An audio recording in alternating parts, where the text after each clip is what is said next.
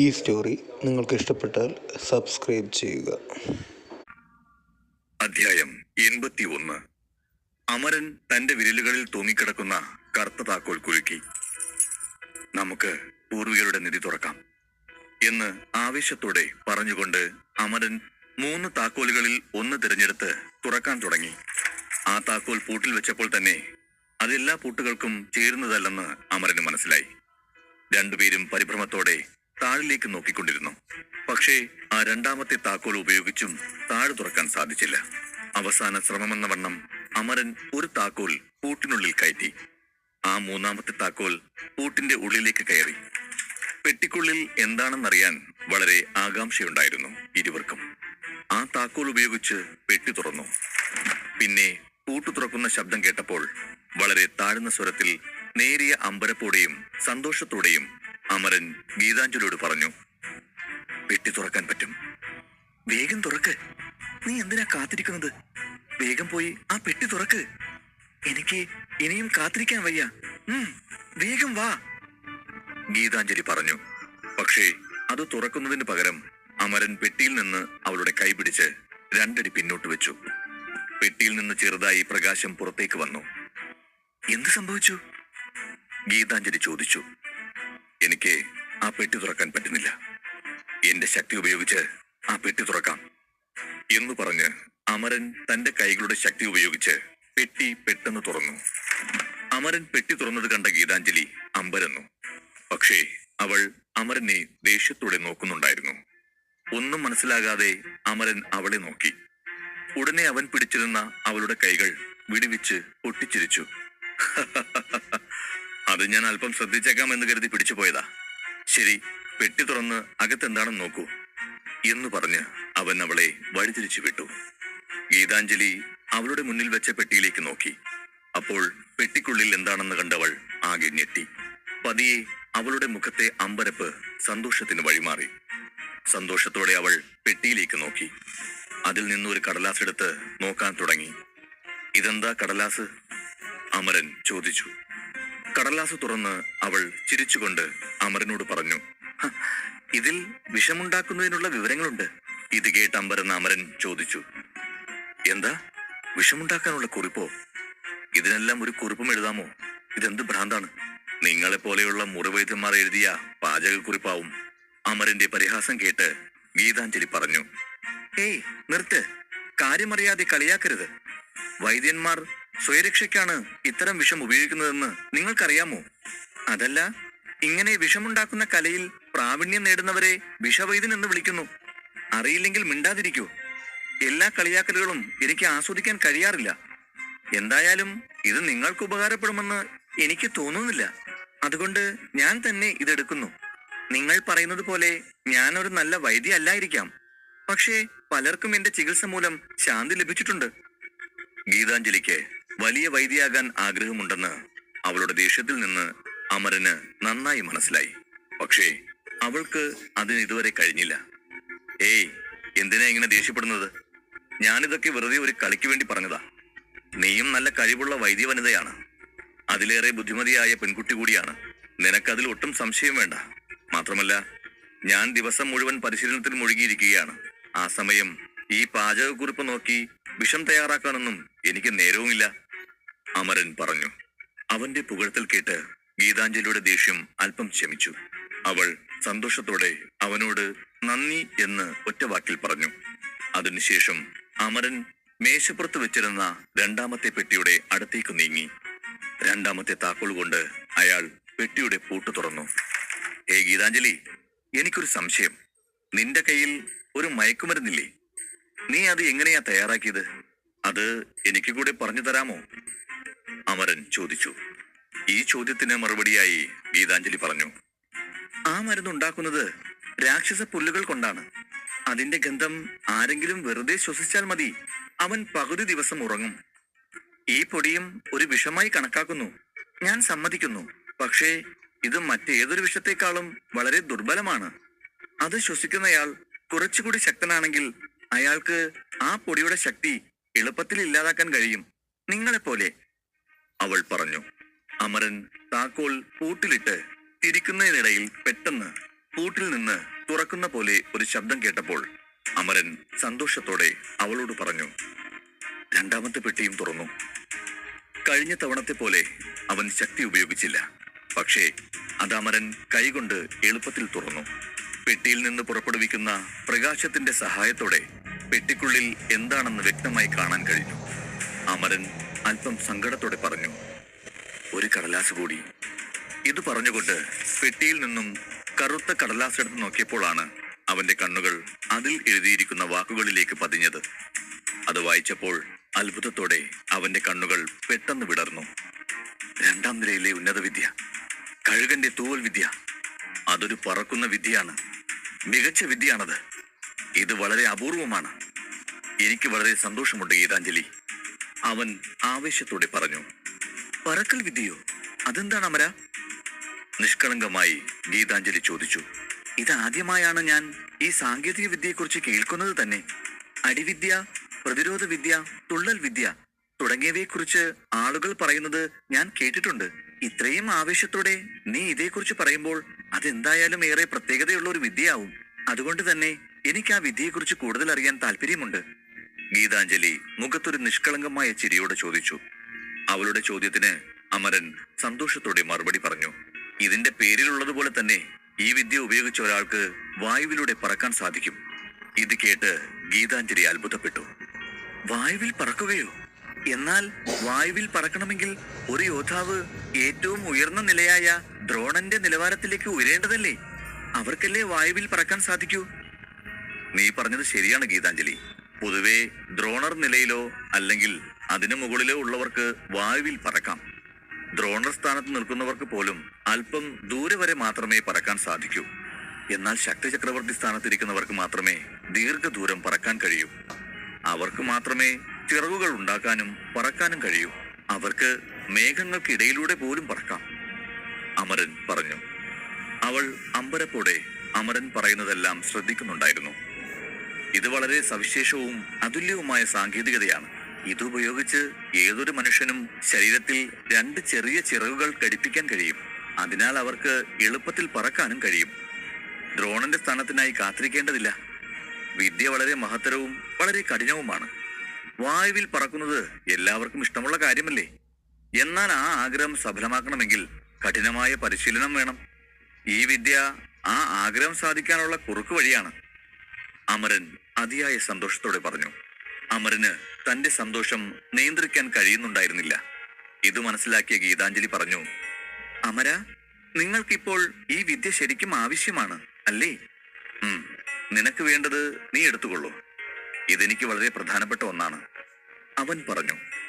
ശരി, അതൊക്കെ നമുക്ക് പിന്നീട് സംസാരിക്കാം. ഇനി നീ അത് നിന്റെ കയ്യിൽ വെച്ചോളൂ. നേരം വൈകി. ഇനി ആ അവസാന പെട്ടി കൂടെ ഒന്ന് കണ്ടാൽ മതി, ഗീതാഞ്ജലി പറഞ്ഞു. അമരനും 3ാമത്തെ പെട്ടി തുറക്കാനുള്ള ഉത്സാഹത്തിലായിരുന്നു. അവസാനത്തെ താക്കോലും അവസാന പെട്ടിയിൽ വെച്ചപ്പോൾ തന്നെ അവിടം വീണ്ടും നിശബ്ദമായി. കുനിഞ്ഞു പെട്ടിയുടെ പൂട്ടു തുറക്കാൻ അവൻ കൈത്തണ്ട വളച്ചു. പെട്ടിക്കുള്ളിൽ ഒളിഞ്ഞിരിക്കുന്ന അവസാനത്തെ രഹസ്യം അറിയാനുള്ള ആകാംക്ഷ അവന്റെ മുഖത്ത് പ്രകടമായിരുന്നു. പക്ഷേ പൊടുന്നനെ അമരന്റെ മുഖത്ത് ഒരു ഭയം പടർന്നു. ഗീതാഞ്ജലിയും അവനിലെ ഈ പെട്ടെന്നുള്ള മാറ്റം ശ്രദ്ധിച്ചു. അവൻ ഉടൻ തന്നെ ഗീതാഞ്ജലിയുടെ നേരെ തിരിഞ്ഞ് പരിഭ്രാന്തനായി പറഞ്ഞു, ആരോ ഇവിടേക്ക് വരുന്നുണ്ട്, അവൻ പറഞ്ഞു. അത് കേട്ടതും അവളും ഭയന്നു. അവൾ സൂക്ഷിച്ചു നോക്കിയപ്പോൾ എന്തോ ശബ്ദം അവരുടെ അടുത്തേക്ക് വരുന്നത് പോലെ തോന്നി. എന്നാൽ നമ്മൾ 2 പേർക്ക് മാത്രമേ ഈ സ്ഥലത്തെക്കുറിച്ച് അറിയൂ. പിന്നെ ആരാണ് ഇവിടേക്ക് വരിക? ഗീതാഞ്ജലി പേടിയോടെ ചോദിച്ചു. അമരൻ ഉടൻ തന്നെ അവളെ താക്കീത് ചെയ്തുകൊണ്ട് മന്ത്രിക്കും സ്വരത്തിൽ പറഞ്ഞു, ഒരാളല്ല, പലരും വരുന്ന പോലെ ഒരു ശബ്ദം കേൾക്കുന്നുണ്ട്. ഇത്തരത്തിൽ മന്ത്രിച്ചുകൊണ്ട് സന്ദേഹത്തോടെ അമരൻ ഗീതാഞ്ജലിയെ നോക്കി. എന്തിനാ അമര എന്നെ ഇങ്ങനെ നോക്കുന്നത്? നിനക്ക് എന്നെ സംശയമാണോ? അവരോടൊക്കെ ഇങ്ങോട്ട് വരാൻ പറഞ്ഞത് ഞാനാണെന്ന് തോന്നുന്നുണ്ടോ? അവളുടെ ചോദ്യം കേട്ട അമരൻ പറഞ്ഞു, എനിക്കും നിനക്കുമല്ലാതെ ഇവിടെ വരുന്ന കാര്യം മറ്റാർക്കും അറിയില്ല. ഞാൻ ആരോടും പറഞ്ഞിട്ടില്ല. വേറെ ആരെങ്കിലും പറയുമെങ്കിൽ അത് നീയാവും പറയുക. നന്നായി അമര, നീ എന്നെപ്പറ്റി ഇത്ര മോശമായി ചിന്തിക്കുമെന്ന് ഞാൻ ഒരിക്കലും പ്രതീക്ഷിച്ചിരുന്നില്ല. നിന്നെ ഉപദ്രവിക്കാൻ ഞാൻ ആഗ്രഹിച്ചിരുന്നെങ്കിൽ എനിക്കത് എപ്പോഴേ ചെയ്യാമായിരുന്നു. പിന്നെ എന്തിനാണ് ഞാൻ നിനക്കൊപ്പം വന്നത്? അങ്ങനെയാണോ നിനക്ക് എന്നെ മനസ്സിലായത്? അവൾ ദേഷ്യത്തോടെ പറഞ്ഞു. അവളുടെ മുഖത്ത് ഇതുവരെ കാണാത്ത രോഷം പ്രകടമായിരുന്നു. അതിനുശേഷം അവൻ പെട്ടെന്ന് തന്നെ തിരിഞ്ഞു മൂന്നാമത്തെ പെട്ടിയും തിടുക്കത്തിൽ തുറന്നു. പക്ഷേ മൂന്നാമത്തെ പെട്ടി മറ്റു 2 പെട്ടികളുമായി താരതമ്യം ചെയ്യുമ്പോൾ പൂട്ട് വളരെ മുറുക്കമുള്ളതായിരുന്നു. അതുകൊണ്ട് തന്നെ അത് തുറക്കാൻ നന്നേ പാടുപെടേണ്ടി വന്നു. അവൻ പിറുപിറുത്തു. എന്താ ഈ പെട്ടി തുറക്കാത്തത്? അവൻ പെട്ടി മേശപ്പുറത്ത് നിന്ന് ഉയർത്താൻ ശ്രമിച്ചു. പക്ഷേ അത് മേശയിൽ ഘടിപ്പിച്ചതിനാൽ അവന്റെ ശ്രമം പരാജയപ്പെട്ടു. ഇത് കണ്ട അമരൻ തിടുക്കത്തിൽ വീണ്ടും പെട്ടി തുറക്കാൻ ശ്രമിച്ചു. പെട്ടെന്ന് കൽഭിത്തിക്ക് സമീപം കാൽ പെരുമാറ്റം കേട്ടു. അവൻ പരിഭ്രാന്തനായി അവളോട് പറഞ്ഞു, അവർ വളരെ അടുത്തെത്തി കഴിഞ്ഞു. അവൻ പറഞ്ഞത് കേട്ട് ഗീതാഞ്ജലി പെട്ടെന്ന് ആ കൽമതിലിലേക്ക് നോട്ടം തിരിച്ചു. പക്ഷേ അവൾക്കൊന്നും അവിടെ നിന്നും കാണാൻ കഴിഞ്ഞില്ല. കാലടി ശബ്ദം മാത്രം അടുത്ത് വന്നുകൊണ്ടിരുന്നു. പെട്ടെന്ന് കുറച്ചു ദൂരെ നിന്ന് ഒരു ചെറുപ്പക്കാരന്റെ ശബ്ദം കേട്ടു. വളരെ നന്ദി വൈദ്യ വനിതയെ, ഈ ഗുഹയിലേക്ക് വഴി കാണിച്ചു തന്നതിന് 1000 നന്ദി. നിങ്ങൾ ഇത് ചെയ്തിരുന്നില്ലെങ്കിൽ ഇവിടെ നിധിയെക്കുറിച്ച് കേട്ടതെല്ലാം വെറും കിംവദന്തികളാകുമായിരുന്നു. അതിമനോഹരം ഈ സഹായം, ശബ്ദം പറഞ്ഞു. ഇത് കേട്ട് ഗീതാഞ്ജലി അമ്പരന്നു. ഈ ശബ്ദം സഞ്ജയന്റേതാണല്ലോ. എന്നാൽ ഇവനെങ്ങനെ ഇവിടെ വന്നു? അവൾ പിറുപിറുത്തു. അവൾ ചിന്തിച്ചു കൊണ്ടിരിക്കുമ്പോൾ പെട്ടെന്ന് ഏകദേശം 10-12 യോദ്ധാക്കൾ അവിടെ വരുന്നത് കണ്ടു. അവർ പതുക്കെ അകത്തേക്ക് വരാൻ തുടങ്ങി. അകത്ത് കടന്ന ഉടനെ മുറിയിൽ ഒരു യുവാവ് ഉറക്കെ ചിരിച്ചുകൊണ്ട് അവളുടെ മുന്നിൽ നിന്നു. അവളുടെ പ്രവചനം ശരിയായിരുന്നു. സഞ്ജയൻ അവിടെ വന്നു നിന്നു. അവന്റെ ചിരി മുറിയിലെങ്ങും പ്രതിധ്വനിക്കാൻ തുടങ്ങി. ഗീതാഞ്ജലിയും അമരനും പരസ്പരം നോക്കി. അപ്പോൾ പെട്ടെന്ന് അവന്റെ കണ്ണുകൾ മുറിയിൽ സൂക്ഷിച്ചിരുന്ന സ്വർണ്ണ നാണയങ്ങളിലും ആഭരണങ്ങളിലും പതിഞ്ഞു. അവ കണ്ടയുടനെ അവന്റെ കണ്ണുകളിൽ അത്യാഗ്രഹം പ്രത്യക്ഷപ്പെടാൻ തുടങ്ങി. അതിനുശേഷം മേശപ്പുറത്ത് തുറന്നിരിക്കുന്ന 2 പെട്ടികൾ കണ്ടു. രണ്ടാമത്തെ പെട്ടി തുറന്ന് മൂന്നാമത്തെ പെട്ടി തുറക്കുമ്പോഴേക്കും ഞാനിവിടെ എത്തിയിരിക്കുന്നു. അതിന് നിങ്ങൾ 2 പേരും എന്നോട് ക്ഷമിക്കണം. എനിക്ക് വരാതിരിക്കാൻ കഴിയില്ല. ഇതെല്ലാം നിധി സംബന്ധമായ വിഷയമായി പോയില്ലേ. ഇതിൽ മര്യാദകളൊന്നും തന്നെ ആവശ്യമില്ല, സഞ്ജയൻ പറഞ്ഞു.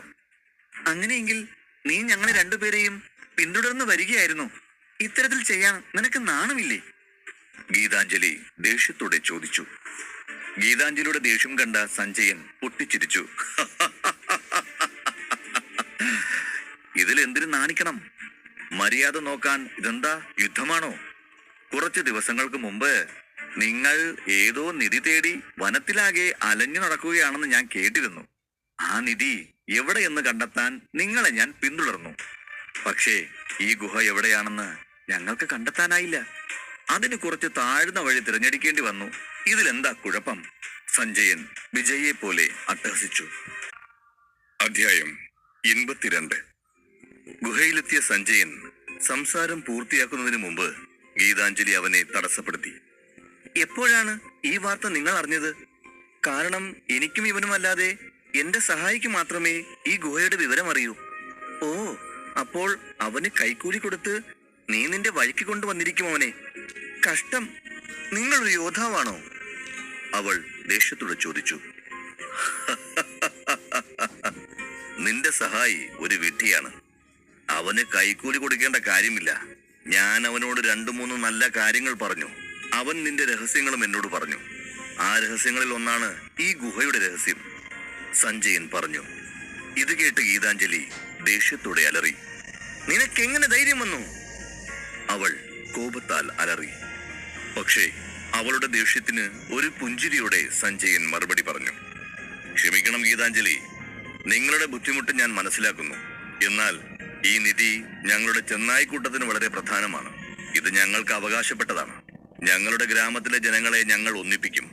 കാലക്രമേണ ഈ ഗ്രാമത്തിനപ്പുറം ഞങ്ങളുടെ വീരകഥകൾ വാഴ്ത്തും. അതും പറഞ്ഞ് അവൻ 2 പേരെയും നോക്കി.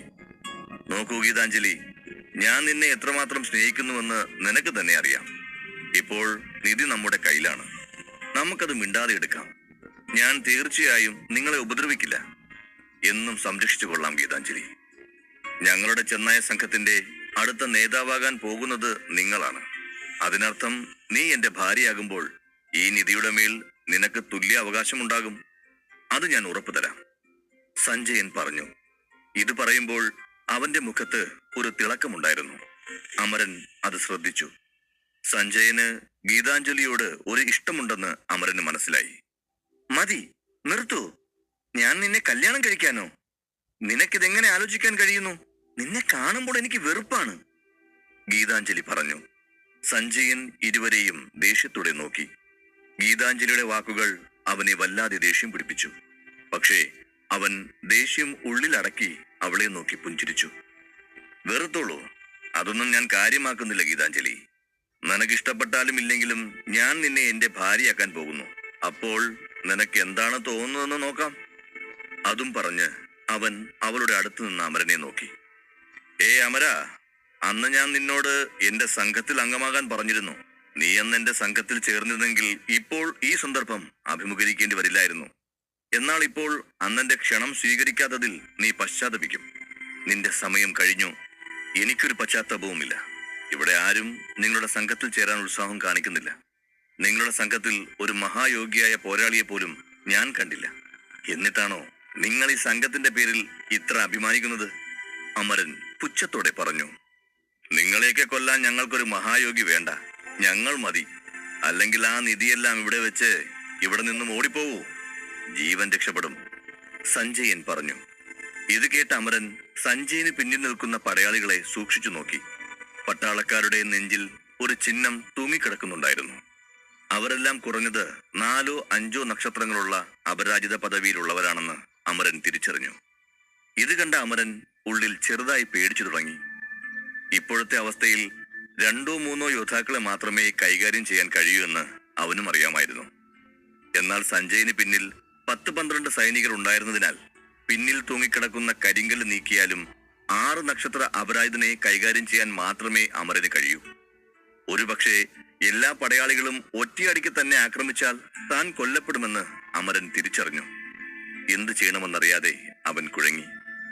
അവനുടനെ മോതിരം തടവി വരുണമിത്രനോട് ചോദിച്ചു, ഗുരു, ഞാൻ വളരെ ബുദ്ധിമുട്ടുള്ള ഒരു അവസ്ഥയിൽ കുടുങ്ങിയിരിക്കുന്നു. ഇനി ഞാൻ എന്ത് ചെയ്യണം ഗുരു? അവൻ ഒരു നേർത്ത ശബ്ദത്തിൽ ചോദിച്ചു. എന്നാൽ വരുണമിത്രനിൽ നിന്ന് പ്രതികരണമൊന്നും ഉണ്ടായില്ല. അപ്പോഴാണ് അമരന് വരുണമിത്രന്റെ വാക്കുകൾ ഓർമ്മ വന്നത്. ഒരു സാഹചര്യത്തിലും ഗുരു സഹായിക്കില്ലെന്നും എല്ലാ പ്രശ്നങ്ങളും അമരൻ ഒറ്റയ്ക്ക് നേരിടേണ്ടി വരുമെന്നും നേരത്തെ പറഞ്ഞിരുന്നു. ഇതൊക്കെ ആലോചിച്ചു നിന്ന അമരന്റെ മുഖത്ത് ഒരു പുഞ്ചിരി വിടർന്നു. കാരണം ഈ പ്രശ്നത്തെ ഒറ്റയ്ക്ക് നേരിടണമെന്ന് അയാൾക്ക് മനസ്സിലായി. അതേസമയം വിശന്നു വലഞ്ഞ പൂച്ച എലിയെ നോക്കുന്നത് പോലെ സഞ്ജയൻ അമരനെ നോക്കുന്നുണ്ടായിരുന്നു. എന്നിട്ട് ഒരു പുഞ്ചിരിയോടെ അമരനോട് പറഞ്ഞു, നിങ്ങൾ കഴിവുള്ളവനാണ് അമര, ഞാൻ സമ്മതിക്കുന്നു. എന്റെ കൂട്ടത്തിൽ നിന്നെ ചേർക്കാൻ ഞാൻ ആഗ്രഹിച്ചു എന്നത് സത്യമാണ്. പക്ഷെ ഇപ്പോൾ എനിക്ക് വേറെ വഴിയില്ല. എനിക്ക് നിന്നെ വധിക്കണം. നിന്നെ ജീവനോടെ വിട്ടാൽ നീ ജയിക്കുമെന്ന് എനിക്ക് ഉറപ്പുണ്ട്. തിരിച്ചു വന്ന് എന്നോട് പ്രതികാരം ചെയ്യും. അതുകൊണ്ടാണ് എനിക്ക് നിന്നെ വധിക്കേണ്ടി വരുന്നത്. അമരൻ ആളുകളോട് മത്സരിക്കാൻ ശീലിച്ചിട്ടുണ്ടെങ്കിലും ഇതാദ്യമായാണ് ജീവിതത്തിനായി മത്സരിക്കുന്നത്. എന്നിരുന്നാലും തന്നിലുള്ള അവന്റെ വിശ്വാസം ഇപ്പോഴും അചഞ്ചലമാണ്. അവൻ വളരെ ധൈര്യത്തോടെ സഞ്ജയനെ നോക്കി പറഞ്ഞു, നീ പറഞ്ഞത് ശരിയാണ് സഞ്ജയ. അബദ്ധത്തിൽ പോലും എന്നെ ജീവിക്കാൻ നീ അനുവദിക്കരുത്. ഒരുപക്ഷെ ഞാൻ അതിജീവിച്ചാൽ നിന്നെ മാത്രമല്ല, നിന്റെ മുഴുവൻ ചെന്നായ കൂട്ടത്തെയും ഞാൻ നശിപ്പിക്കും. അതുകൊണ്ട് കഴിയുമെങ്കിൽ എന്നെ ഇവിടെ വെച്ച് വധിക്കൂ, അമരൻ പറഞ്ഞു. ജീവൻ അപകടത്തിലായപ്പോഴും അമരന്റെ മുഖത്ത് ഭയത്തിന്റെ ഒരു ലക്ഷണവും ഉണ്ടായിരുന്നില്ല. അവന്റെ ധീരതയിൽ സഞ്ജയൻ അത്ഭുതപ്പെട്ടു. നിന്റെ ധീരതയെ ഞാൻ അഭിനന്ദിക്കുന്നു. ഇങ്ങനെയുള്ള സമയത്തും നീ ഇത്ര ധൈര്യത്തോടെ നിൽക്കുന്നു എന്നതിൽ എനിക്ക് അത്ഭുതം തോന്നുന്നു. പക്ഷെ നിന്നെ ജീവിക്കാൻ അനുവദിക്കാൻ ഞങ്ങൾക്കാവില്ല, അവൻ പറഞ്ഞു. ഇത് കേട്ട അമരൻ ഒന്നും പറയാതെ സഞ്ജയനെ നോക്കി നിന്നു. അപ്പോൾ ഗീതാഞ്ജലി രഹസ്യമായി അവന്റെ കയ്യിൽ എന്തോ വെച്ചു കൊടുത്തു. കയ്യിൽ എന്തോ വെച്ചതായി തോന്നിയ അമരൻ അതാരും കാണാതിരിക്കാൻ പെട്ടെന്ന് മുഷ്ടി ചുരുട്ടി. അയാൾ ഒറ്റ കണ്ണുകൊണ്ട് ഗീതാഞ്ജലിയെ നോക്കി. അവൾ അവനോട് രഹസ്യമായി പറഞ്ഞു, പച്ചപ്പൊടി, ഉറക്ക ഇവരെ. അത് കേട്ട് അമരൻ തലയാട്ടി. എന്നിട്ട് മുറിയിൽ തിളങ്ങുന്ന 3 മുത്തുകളെ സൂക്ഷിച്ചു നോക്കി. അപ്പോൾ അവന്റെ മനസ്സിൽ ഒരു ആശയം ഉദിച്ചു. അതിനുശേഷം അമരൻ ഗീതാഞ്ജലിയെ നോക്കി പറഞ്ഞു, എന്ത് സംഭവിച്ചാലും എന്റെ കൂടെ നിൽക്ക. എന്നെ വിട്ടു പോകരുത്. അവളും ശരി എന്ന മട്ടിൽ തലയാട്ടി. അതേസമയം സഞ്ജയൻ തന്റെ പടയാളികളോട് ആജ്ഞാപിച്ചു, പടയാളികളെ, അവനെ കൊണ്ടുപോകൂ. എന്നാൽ ഒരു കാര്യം മാത്രം ഓർക്കുക, ഗീതാഞ്ജലിക്ക് ഒരു ചെറിയ പോറൽ പോലും വീഴരുത്. അവൾ എന്റെ മാലാഖയാണ്. പോകൂ. അവനെ വേഗം തീർത്തിട്ട് ആ മാലാഖയെ എന്റെ അടുത്തേക്ക് കൊണ്ടുവരൂ. എല്ലാ യോദ്ധാക്കളും അലറി വിളിച്ചുകൊണ്ട് അമരന്റെ അടുത്തേക്ക് നീങ്ങാൻ തുടങ്ങി. യോദ്ധാക്കൾ തന്റെ നേരെ വരുന്നത് കണ്ട് അമരൻ അവരുടെ നേരെ കൈനീട്ടി തന്റെ ശക്തിയാൽ പച്ചപ്പൊടി വിതറി. മുറിയിലാകെ പച്ചപ്പൊടി വീണു. പൊടി കണ്ടിട്ട് സഞ്ജയൻ തന്റെ പടയാളികളോട് പറഞ്ഞു, എല്ലാവരും വേഗം മൂക്കുപൊത്തൂ. അവനെ രക്ഷപ്പെടാൻ അനുവദിക്കരുത്. പച്ചപ്പൊടിയെ ഭയന്ന് പട്ടാളക്കാർ സഞ്ജയന്റെ വാക്കുകൾ കേട്ട് ശ്വാസം അടക്കി പിടിച്ച് ആയുധങ്ങൾ പുറത്തെടുക്കാൻ തുടങ്ങി. പിന്നെ കണ്ണിമയിക്കുന്ന വേഗത്തിൽ അവർ അമരനെ ലക്ഷ്യമാക്കി മുന്നോട്ടു പോയി. പക്ഷെ അപ്പോഴും അമരൻ പതറിയില്ല. ഗീതാഞ്ജലി അവനെ വലിച്ച് രണ്ടടി പിന്നോട്ട് വെച്ചു. മറു കൈകൊണ്ട് ആ തിളങ്ങുന്ന മുത്തിനെ വലിച്ചു. അമരൻ ഇത് ചെയ്തയുടനെ തിളങ്ങുന്ന മുത്ത് ഭിത്തിയിൽ നിന്ന് പിഴുതെറിഞ്ഞ് അമരൻ അരികിലേക്ക് അതിവേഗം പായാൻ തുടങ്ങി. അത് കയ്യിൽ കിട്ടിയ ഉടനെ അവൻ അത് തന്റെ മാന്ത്രിക നിധിമോതിരത്തിലേക്ക് ചേർത്തു. മുറിയിൽ നിന്ന് ഒരു മുത്തു മാഞ്ഞപ്പോൾ അവിടെ പരന്നിരുന്ന പ്രകാശവും മങ്ങിത്തുടങ്ങി. സമയം പാഴാക്കാതെ തിളങ്ങുന്ന മുത്തുകളിൽ ബാക്കിയുള്ളവയും തന്റെ നിധിമോതിരത്തിനുള്ളിൽ സൂക്ഷിച്ചു. അവസാനത്തെ മുത്തും മോതിരത്തിൽ വെച്ചപ്പോൾ മുറിയിലാകെ ഇരുട്ടു പരന്നു. ഒട്ടും താമസിക്കാതെ അമരൻ ഗീതാഞ്ജലിയുടെ കൈപിടിച്ച് വാതിലിനടുത്തേക്ക് ഓടാൻ തുടങ്ങി. പടയാളികളെ, പരിഭ്രാന്തരാകരുത്. എല്ലാവരും നിങ്ങളുടെ ചെറിയ വിളക്കുകൾ തെളിയിക്കുക. ആരും അനങ്ങാതെ നിൽക്കൂ. ഈ മുറിയിൽ മറ്റാരെങ്കിലും നടക്കുന്നതോ ഓടുന്നതോ കണ്ടാൽ ചിന്തിക്കാതെ അവനെ കൊല്ലുക, സഞ്ജയൻ പറഞ്ഞു. നേരമിരുട്ടിയിട്ടും വളരെ ബുദ്ധിപൂർവം കാര്യങ്ങൾ കൈകാര്യം ചെയ്യുന്നു എന്ന് കരുതിയാണ് അമരൻ ഓടി വന്നത്. സഞ്ജയന്റെ പ്രസംഗം കേട്ട് പടയാളികൾ കൊണ്ടുവന്ന ചെറിയ വിളക്കുകൾ പുറത്തെടുത്തു. അപ്പോൾ യോദ്ധാക്കൾ പന്തം കൊളുത്താൻ തുടങ്ങി. അതിൽ ഒരു യോദ്ധാവ് പന്തം കത്തിച്ചുകൊണ്ടിരുന്നപ്പോൾ പെട്ടെന്ന് ഒരു ശക്തമായ കാറ്റ് അവന്റെ മുന്നിലൂടെ കടന്നുപോയി. അതേസമയം അവരിൽ ചിലർ വീഴുന്ന ശബ്ദം കേട്ടു. ചില സൈനികർ അടിയേറ്റ് നിലത്ത് വീണു. അപ്പോൾ നിലത്ത് വീണ ഒരു യോദ്ധാവ് പറഞ്ഞു, അവൻ വാതിലിനടുത്തേക്ക് ഓടുകയാണ്. അവനെ വേഗം തടയൂ. യോദ്ധാവിന്റെ ശബ്ദം കേട്ട് സഞ്ജയൻ ഞെട്ടി. വീണ്ടും ചില പട്ടാളക്കാർ വഴിമാറുന്ന ശബ്ദം കേട്ടു. അപ്പോൾ ഒരു യോദ്ധാവ് പറഞ്ഞു, നേതാവേ, ആ യുവാവ് നിങ്ങൾക്ക് അരികിലേക്ക് വരുന്നു. ഇത് കേട്ട് പരിഭ്രാന്തനായ സഞ്ജയൻ തന്റെ ശരീരം ഉപയോഗിച്ച് മുറിക്ക് പുറത്തേക്കുള്ള വഴി അടച്ചു. എന്നിട്ട് തന്റെ രണ്ട് കൈകളും ചേർത്ത് തന്റെ ശക്തി പുറത്തെടുക്കാൻ തുടങ്ങി. അടുത്ത നിമിഷം അവന്റെ ശരീരത്തിൽ നിന്ന് ഒരു പച്ച പ്രകാശം പുറപ്പെടാൻ തുടങ്ങി. ആ ഊർജം കാരണം അവന്റെ കൈകൾ പെട്ടെന്ന് മരം പോലെ മാറാൻ തുടങ്ങി. വരൂ അമരാ, വാ. വെറും 2 നക്ഷത്ര ശക്തിയുള്ള നീ ഞങ്ങളെ എങ്ങനെ ആക്രമിക്കുമെന്ന് ഞങ്ങൾ കാണട്ടെ, നോക്കാം, സഞ്ജയൻ പറഞ്ഞു. അവന്റെ മുഖത്ത് ഒരു ചെറു പുഞ്ചിരി വിടർന്നു. അവൻ തിളങ്ങുന്ന ഒരു മുത്തെടുത്ത് അവന്റെ കാലിൽ നിന്ന് കുറച്ചകലെ എറിഞ്ഞു. മുത്തിന്റെ തിളക്കം ഒരു ചെറിയ പ്രകാശവൃത്തം സൃഷ്ടിച്ചു. പക്ഷേ ശത്രുവിനെ ആക്രമിക്കാൻ ആ വെളിച്ചം മതിയായിരുന്നു. അപ്പോഴാണ് 2 ശരീരങ്ങൾ അതിവേഗത്തിൽ തന്റെ നേരെ വരുന്നത് അമരൻ കണ്ടത്. മുത്തിന്റെ മങ്ങിയ വെളിച്ചത്തിൽ അമരന്റെ മുഖത്ത് ഒരു പുഞ്ചിരി കണ്ടു. തിരിച്ചു പോകൂ, തിരിച്ചു പോകൂ, അമരൻ അലറി. ഇത്രയും പറഞ്ഞുകൊണ്ട് അയാൾ മുഷ്ടി ചുരുട്ടി അമരനെ നിഷ്കരുണം ആക്രമിക്കാൻ തുടങ്ങി. വനശക്തി, അയാൾ അവനോട് ആക്രോശിച്ചു. ഇത് പറഞ്ഞയുടനെ പച്ചപ്രകാശം അമരന്റെ അടുത്തേക്ക് നീങ്ങി. ആ സമയം അമരൻ അല്പം പരിഭ്രമിച്ചു. ക്ഷമിക്കണം ഗുരുദേവ എന്ന് പറഞ്ഞുകൊണ്ട് അമരനുടനെ മറുകൈ കൊണ്ട് മുതുകിൽ കെട്ടിയ കല്ലിന്റെ കെട്ടഴിച്ചു. തൽഫലമായി ആ കനത്ത കല്ല് നിലത്തേക്ക് വീഴാൻ തുടങ്ങി. എന്നിട്ട് കുനിഞ്ഞ് തന്റെ സമ്പാദ്യ മോതിരം കല്ലിലേക്ക് ചൂണ്ടി അത് തടവാൻ തുടങ്ങി. കല്ലുടൻ തന്നെ വളയത്തിലേക്ക് പോയി. അമരൻ കൃത്യസമയത്ത് ചാടി സഞ്ജയന്റെ ആക്രമണത്തെ അതിജീവിച്ചു. അമരൻ നേരെ മുറിയിലേക്ക് പോയി. കനത്ത കല്ല് വളയത്തിലേക്ക് കടന്നപ്പോൾ തന്നെ അമരന്റെ വേഗത ഇരട്ടിയായി. മാത്രവുമല്ല, തന്റെ കയ്യിലെ ഞരമ്പുകൾ ഇപ്പോൾ സാന്ദ്രമായി തോന്നുന്നത് അവൻ ശ്രദ്ധിച്ചു. ഇത്രയധികം ശക്തി സംഭരിച്ചപ്പോൾ അവൻ ഒരു പുഞ്ചിരിയോടെ സഞ്ജയനെ നോക്കി. അമരൻ അവനെ ആക്രമിക്കുമ്പോൾ അവന്റെ ശക്തി മുറിയിലുടനീളം വ്യാപിക്കുകയും ഊർജത്തിന്റെ ചുഴലിക്കാറ്റുണ്ടാവുകയും ചെയ്തു. എന്നാൽ ഇതൊന്നും വകവയ്ക്കാതെ അമരൻ അഷ്ടശക്തികൾ എന്നലറി. ഇത് പറഞ്ഞയുടനെ അവന്റെ ഹൃദയമിടിപ്പ് പെട്ടെന്ന് വർദ്ധിച്ചു. വസ്ത്രം പെട്ടെന്ന് മുറുകുന്നതായി തോന്നി.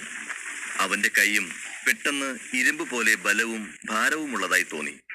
അമരൻ വീണ്ടും കൈ മുന്നോട്ട് കൊണ്ടുവന്ന് സഞ്ജയനെ ഉറക്കെ വിളിച്ചുകൊണ്ട് തന്റെ ശക്തി അഴിച്ചുവിട്ടു. രണ്ട് ശക്തികളും പരസ്പരം കൂട്ടിയിടിച്ചതിന് ശേഷം മുറിയിൽ ഒരു വലിയ സ്ഫോടനമുണ്ടായി. അതിന്റെ വെളിച്ചത്തിൽ ഒരു നിമിഷം അവിടെയുള്ള എല്ലാവർക്കും പരസ്പരം കാണാൻ കഴിഞ്ഞു. സ്ഫോടനത്തെ തുടർന്ന് മുറി വീണ്ടും ഇരുട്ടിലായി. പക്ഷേ സ്ഫോടനത്തിന്റെ ശബ്ദം മുറിയിൽ പ്രതിധ്വനിച്ചു. അധ്യായം 83. അമരന്റെ ശക്തി പ്രകടനം കണ്ട സഞ്ജയൻ ആ സത്യം മനസ്സിലാക്കി. അമരൻ എല്ലാവരോടും പറഞ്ഞത് കള്ളമാണ്. അവൻ പറഞ്ഞത് സത്യമല്ല. പറഞ്ഞതിലും എത്രയോ ശക്തനാണ് അവൻ. സഞ്ജയൻ മനസ്സിൽ ചിന്തിച്ചു. സത്യത്തിൽ അമരന്റെ ശക്തികൾ സഞ്ജയന്റെ ശക്തിക്ക് തുല്യമായിരുന്നു. ഒന്ന് കണ്ണു ചുമന്ന നേരം കൊണ്ട് അമരന്റെ ശക്തി ഇത്രയധികം വർദ്ധിക്കുമെന്ന് സഞ്ജയൻ ഒരിക്കലും കരുതിയിരുന്നില്ല. അവന്റെ പരിഭ്രമം കലർന്ന ശബ്ദം ആ മുറിയിൽ എങ്ങും മുഴങ്ങി. ഞാൻ അമരനെ തടഞ്ഞു. പക്ഷെ അവൻ ഇപ്പോഴും അവിടെ തന്നെ ഉണ്ട്. അവനെ പെട്ടെന്ന് തന്നെ ആക്രമിക്കുക. അമരനെ എത്രയും പെട്ടെന്ന് വധിക്കുക. സഞ്ജയൻ ഉറക്കെ പറഞ്ഞു. ഈ ചെറുപ്രായത്തിൽ അവൻ ഇത്ര ശക്തനാണോ? ഉറപ്പായും അവൻ ഒരു 6 നക്ഷത്ര അപരാജിതനായിരിക്കും. ഇനിയും കൂടുതൽ ശക്തികൾ അവൻ അധികം വൈകാതെ പ്രകടിപ്പിക്കും. അതെല്ലാം എനിക്ക് സങ്കല്പിക്കാൻ പോലും പ്രയാസമാണ്. ആ യുവാവിനെ ജീവനോടെ വിട്ടാൽ നമ്മുടെ ചെന്നായിക്കൂട്ടം അപകടത്തിലാകും. ഇത്തരത്തിൽ ഓരോന്ന് ചിന്തിച്ച് പരിഭ്രാന്തനായി നിൽക്കുകയായിരുന്നു സഞ്ജയൻ. അവരനെ കുറിച്ചോർത്ത് സഞ്ജയന്റെ നെഞ്ചിൽ പെരുമ്പറ മുഴങ്ങി. അവനെ എങ്ങനെ പിടികൂടും എന്നാലോചിച്ച് അയാൾ തല പുകച്ചു. ഇരുട്ടിൽ നിന്നും അമരന്റെ ശബ്ദം കേട്ടു. ഞാൻ പോകട്ടെ സഞ്ജയ. അമരൻ ഇത് പറഞ്ഞയുടനെ മുറിയിലെ പ്രകാശമുള്ള ഒരു മുത്ത് സഞ്ജയന്റെ നേരെ പാഞ്ഞെടുത്തു.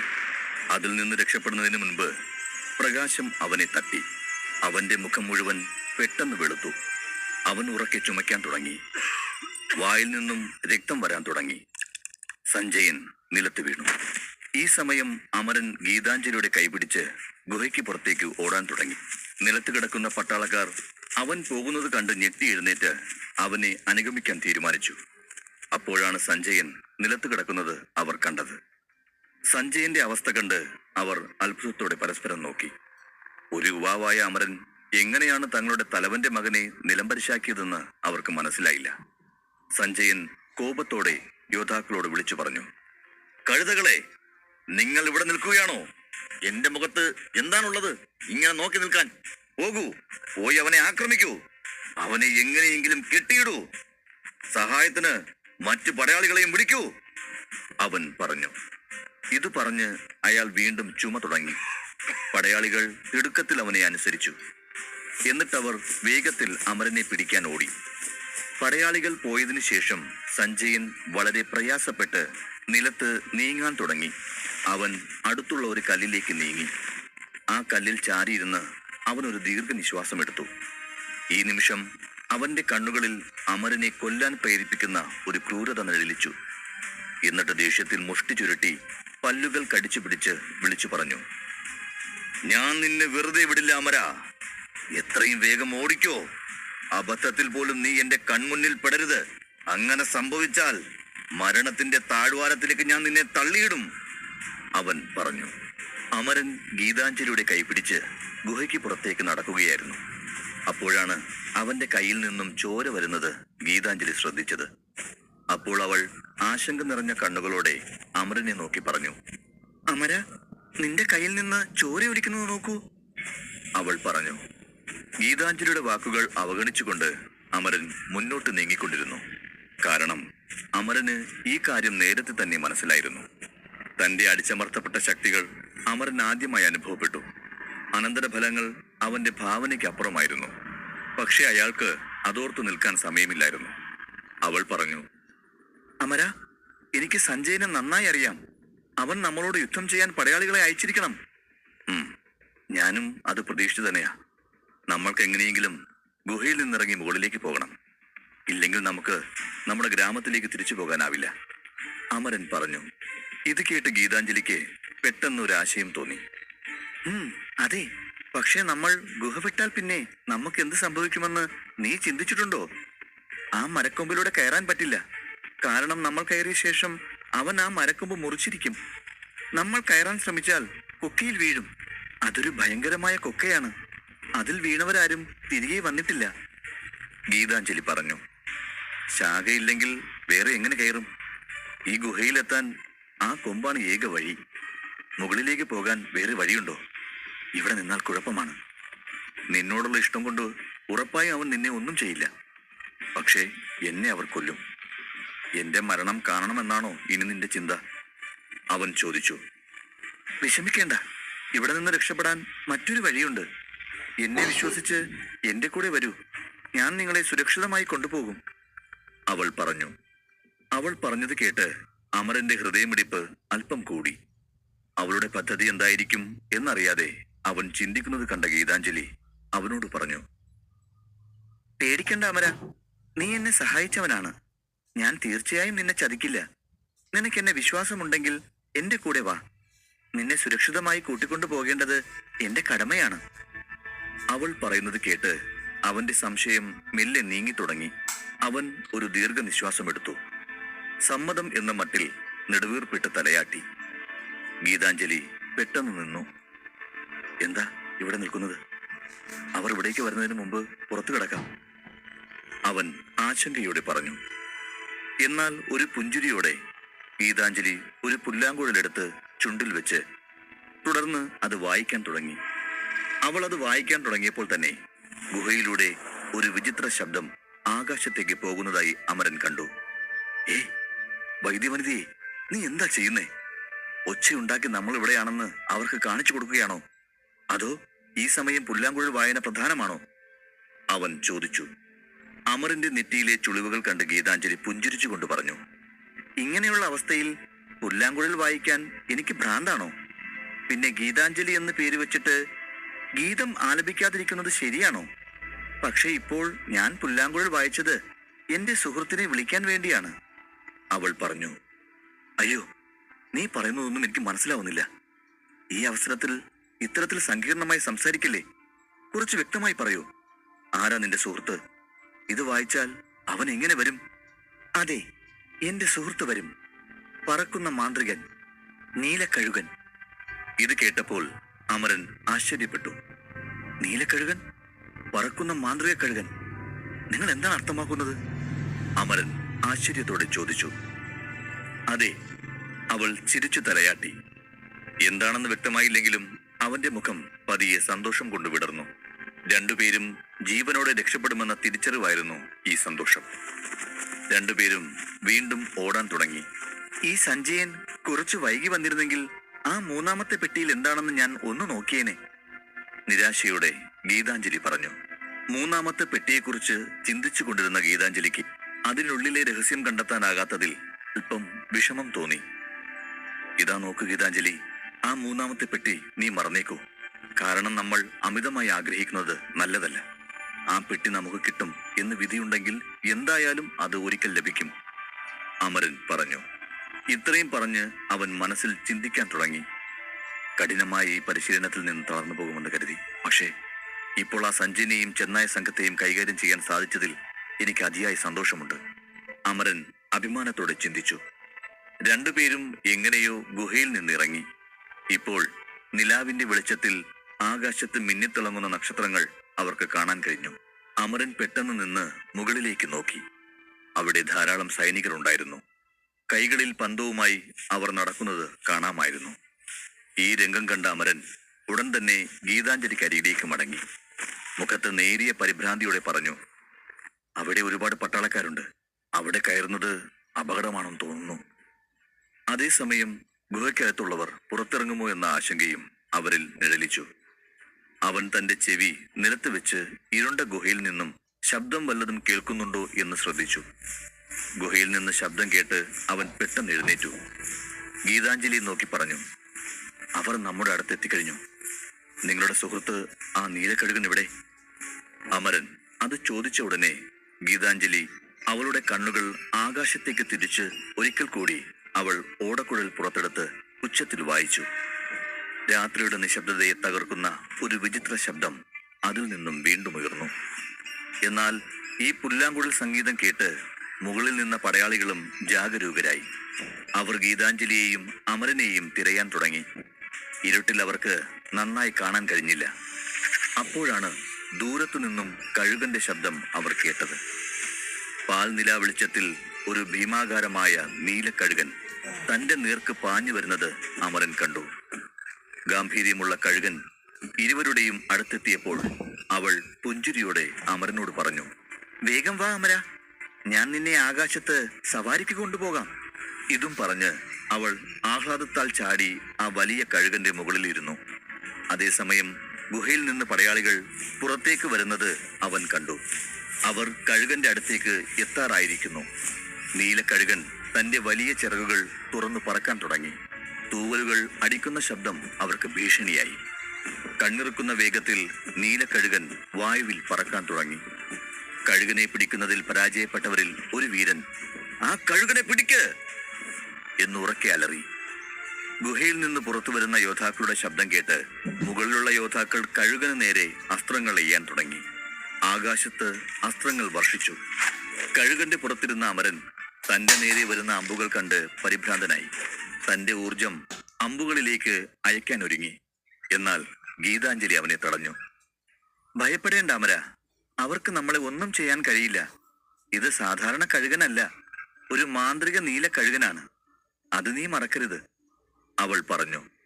ഇത് കേട്ട അമരൻ ഉടൻ തന്നെ ശക്തി പ്രയോഗിക്കാനുള്ള ശ്രമം നിർത്തി. എന്നിട്ട് പരിഭ്രാന്തനായി തന്റെ നേരെ വരുന്ന അമ്പുകളിലേക്ക് നോക്കാൻ തുടങ്ങി. കഴുകൻ ഉച്ചത്തിൽ ചെറുകടിക്കാൻ തുടങ്ങി. അതിൽ നിന്ന് ഒരു കാറ്റ് പുറത്തേക്ക് വരാൻ തുടങ്ങി. കഴുകനെ ലക്ഷ്യമാക്കിയുള്ള അമ്പുകൾ കാറ്റിൽ തട്ടി നേരെ കിടങ്ങിലേക്ക് വീണു. കാറ്റിന്റെ വരവിൽ ഗീതാഞ്ജലിയുടെ തലമുടി കാറ്റിൽ പാറി പറന്നു. അത് ശരിയാക്കുന്നതിനിടയിൽ അവൾ അമരനോട് പറഞ്ഞു, ഇപ്പോൾ നമ്മൾ സുരക്ഷിതരാണ്. അവളുടെ വായിൽ നിന്ന് ഇത് കേട്ടപ്പോൾ അമരൻ ആശ്വാസത്തിന്റെ നെടുവീർപ്പിട്ടു. ഹാവ്, ഇപ്പോൾ ജീവൻ തിരിച്ചു കിട്ടിയ പോലെ എന്ന് പറയുന്നതിനിടയിൽ അവൻ താഴേക്ക് നോക്കി. ആ ആഴമുള്ള കുഴി കണ്ടപ്പോൾ പെട്ടെന്ന് തല കറങ്ങാൻ തുടങ്ങി. അവൻ ഉടനെ കണ്ണുകൾ ഉയർത്തി. അമരൻ ഇതുവരെ ഇത്രയും ഉയരത്തിൽ പറന്നിട്ടില്ല. താഴേക്ക് നോക്കിയപ്പോൾ അവന്റെ തല പെട്ടെന്ന് കറങ്ങി. നെറ്റിയിലെ വിയർപ്പ് തുടച്ച് ധൈര്യം സംഭരിച്ച് അമരൻ വീണ്ടും ഗുഹയിലേക്ക് നോക്കി. അവിടെ പട്ടാളക്കാർ സഞ്ജയനെ സമാധാനിപ്പിക്കുകയായിരുന്നു. ആകാശത്ത് പറക്കുന്ന അമരനെ ദേഷ്യത്തോടെ നോക്കി നിൽക്കുന്ന സഞ്ജയനെ ചില ധീരരായ പടയാളികൾ പിടിച്ചു നിൽക്കുന്നത് അവൻ ദൂരെ നിന്നും കണ്ടു. അതിനുശേഷം അമരൻ തന്റെ നോട്ടം തിരിച്ച് ഗീതാഞ്ജലിയോട് ചോദിച്ചു, നമ്മളിപ്പോൾ എവിടേക്കാണ് പോകുന്നത്? നമുക്ക് നമ്മുടെ തമ്പിലേക്ക് മടങ്ങാം എന്ന് തോന്നുന്നു. കാരണം എന്റെ കൂടെ വന്ന മറ്റു സുരക്ഷാ ഭടന്മാരൊക്കെ അവിടെയുണ്ട്, ഗീതാഞ്ജലി പറഞ്ഞു. അവളുടെ മറുപടി കേട്ട് അമരൻ അല്പം ആശ്ചര്യപ്പെട്ടു. തമ്പിലേക്ക് മടങ്ങുന്നത് അവളെ വലിയ അപകടത്തിലാക്കുമെന്ന് അമരൻ കരുതി. അവൻ ഗീതാഞ്ജലിക്ക് മുന്നറിയിപ്പ് നൽകി. നന്നായി ചിന്തിച്ചിട്ടാണോ ഈ ഒരു തീരുമാനമെടുത്തിരിക്കുന്നത്? നിനക്കെന്താണ്, ഭ്രാന്ത് പിടിച്ചോ? ഗുഹയിൽ നിന്ന് പുറത്തു വന്ന സഞ്ജയൻ നേരെ തമ്പിലേക്കാണ് വരികയെന്ന് നിങ്ങൾക്കറിയില്ലേ? അമരൻ ആശങ്കയോടെ ചോദിച്ചു. അധ്യായം 84. ഗുഹയിൽ നിന്നും നീലക്കഴുകന്റെ സഹായത്തോടെ ഗീതാഞ്ജലിയും അമരനും രക്ഷപ്പെട്ടു. ഇനി എവിടേക്കാണ് ഗീതാഞ്ജലി പോകുന്നതെന്ന അമരന്റെ ചോദ്യത്തിന് കൂടാരത്തിലേക്ക് തന്നെയാണ് മടങ്ങുന്നതെന്ന ഗീതാഞ്ജലിയുടെ മറുപടി കേട്ട് അമരൻ ഞെട്ടി.